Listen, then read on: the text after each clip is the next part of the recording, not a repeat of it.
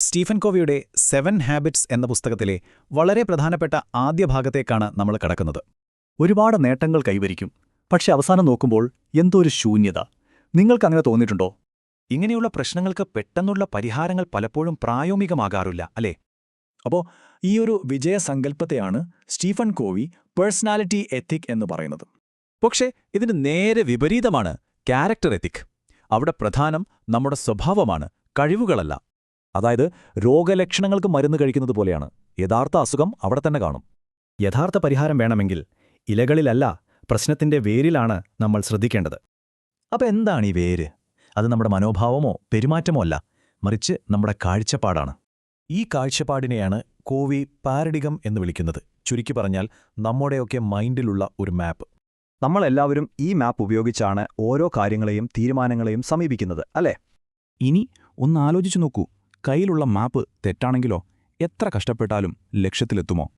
കൂടുതൽ വേഗത്തിൽ ഓടിയിട്ടോ പോസിറ്റീവായി ചിന്തിച്ചിട്ടോ കാര്യമില്ല. പ്രശ്നം മാപ്പിലാണ്. ഇവിടെയാണ് പാരഡിഗം ഷിഫ്റ്റ് വരുന്നത്.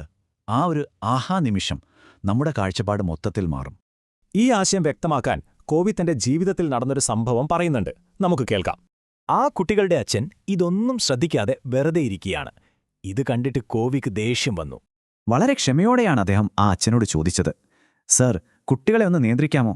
അപ്പോൾ കിട്ടിയ മറുപടി കോവിയെ ഞെട്ടിച്ചു കളഞ്ഞു. അദ്ദേഹം പറഞ്ഞത് കേട്ടു നോക്കൂ. അത് കേട്ടതും കോവിയുടെ ദേഷ്യം മാറി, അവിടെ സഹതാപം നിറഞ്ഞു.